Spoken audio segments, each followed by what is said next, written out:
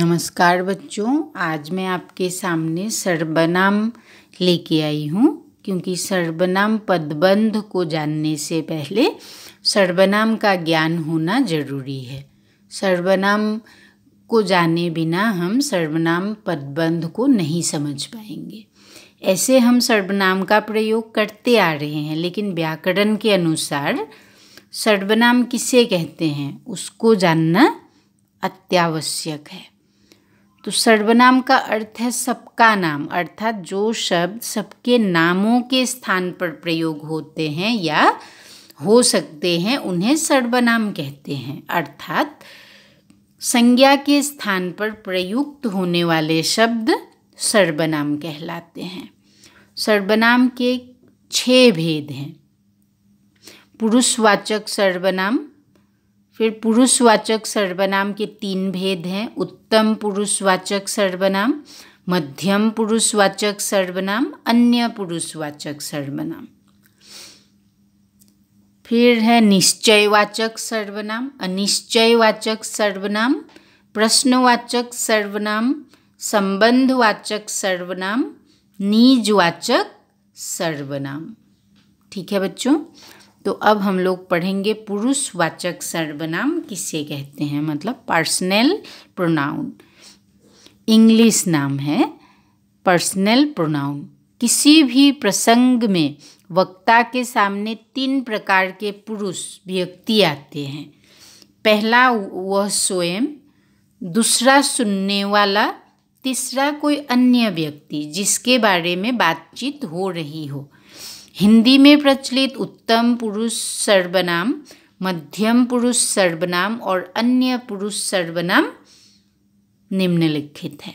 देखो, उत्तम पुरुष वाचक सर्वनाम, और इसका अंग्रेजी नाम है फर्स्ट पर्सन।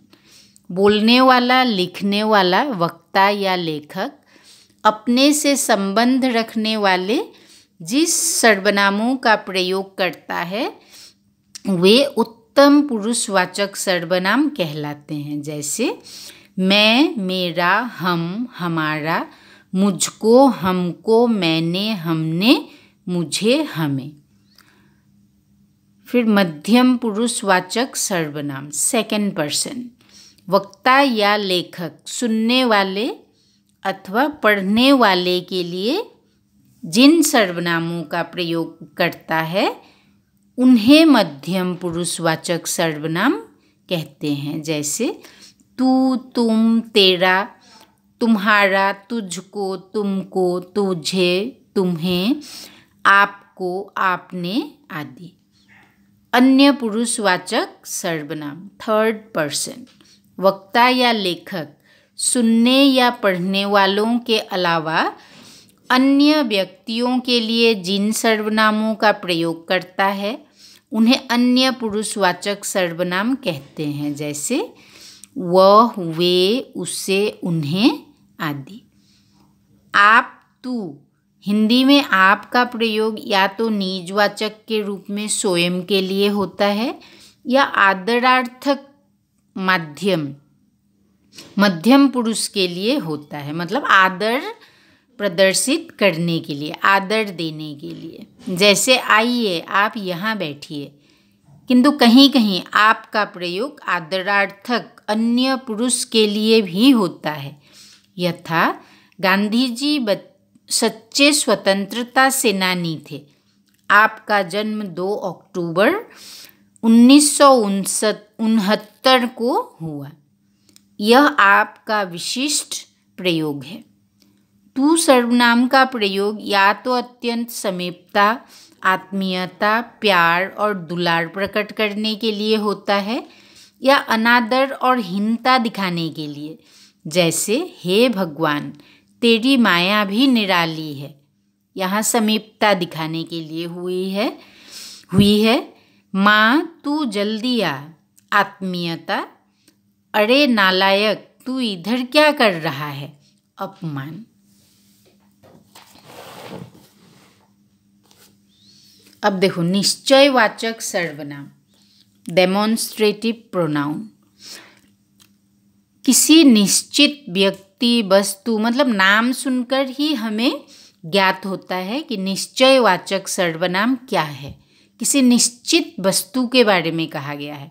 सिर्फ वस्तु ही नहीं, व्यक्ति, वस्तु, घटना या कर्म के लिए प्रयुक्त होने वाले सर्वनाम निश्चयवाचक सर्वनाम कहलाते हैं। जैसे यह, ये, वह, वे, उन्हें, इन्हें आदि। यह, ये, इन्हें, इनका समीपता की वस्तुओं के लिए प्रयुक्त होते हैं, जबकि वह, वे, उन्हें, उनका दूर की वस्तुओं, व्यक्तियों और घटनाओं के लिए प्रयुक्त होते हैं। उदाहरणतया, सामने जो बड़ा सा मकान दिखाई दे रहा है वह मेरा है। शर्मा जी का घर यह नहीं वह है। मैं कुछ पुस्तकें लाया हूँ, इन्हें तुम रख लो। देखो, उसके बाद आता है अनिश्चयवाचक सर्वनाम, इंडेफिनिट प्रोनाउन। किसी अनिश्चित व्यक्ति, वस्तु, घटना या व्यापार के लिए प्रयुक्त होने वाले सर्वनाम अनिश्चयवाचक सर्वनाम कहलाते हैं। मतलब निश्चित रूप से बता नहीं सकते हैं कि क्या है। जैसे कोई, किसी, कुछ, प्राणियों के लिए कोई, किसी सर्वनाम लगते हैं और पदार्थों के लिए कुछ लगते हैं, मतलब जिसमें जीव नहीं है। जीवित वस्तु के लिए कोई, किसी सर्वनाम लगाते हैं।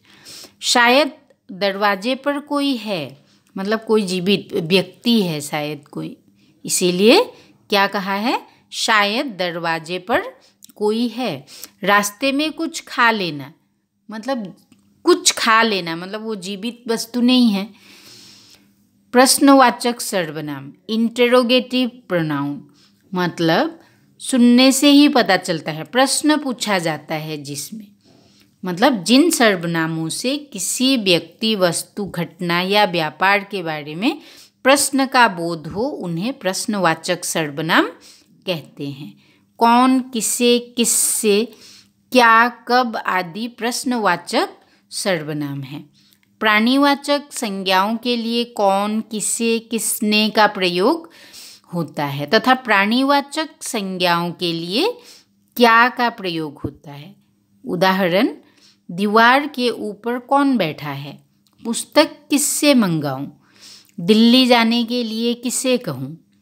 संबंधवाचक सर्वनाम, मतलब रिलेटिव प्रोनाउन, जिन सर्वनाम शब्दों से दो भिन्न बातों का संबंध प्रकट होता है अथवा दो प्रधान वाक्य से आश्रित वाक्यों का संबंध जोड़ते हैं, उन्हें संबंधवाचक सर्वनाम कहते हैं। जैसे जो, सो, वह, जो, जिसे, वही, जिसको, उसको, जिसे, उसे, जिसकी, उसकी, तेते, जेती, जैसी, वैसी, जिसने, उसने आदि संबंधवाचक सर्वनाम है।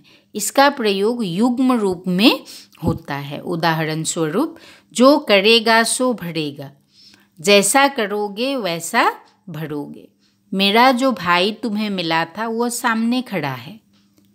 उसके बाद आता है निजवाचक सर्वनाम। निजवाचक सर्वनाम का अंग्रेजी नाम है रिफ्लेक्सिव प्रोनाउन। निजवाचक सर्वनाम वस्तुतः पुरुषवाचक सर्वनाम का ही एक भेद है, परंतु कुछ विद्वान इसे अलग मानते हैं। इसकी परिभाषा भी है, वक्ता या लेखक स्वयं अपने लिए जिन सर्वनाम शब्दों का प्रयोग करता है उन्हें निजवाचक सर्वनाम कहते हैं।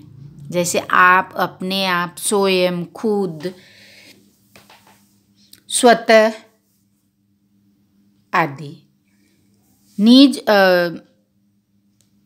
मैं अपना काम स्वयं करता हूँ, मैं अपना काम आप करता हूँ।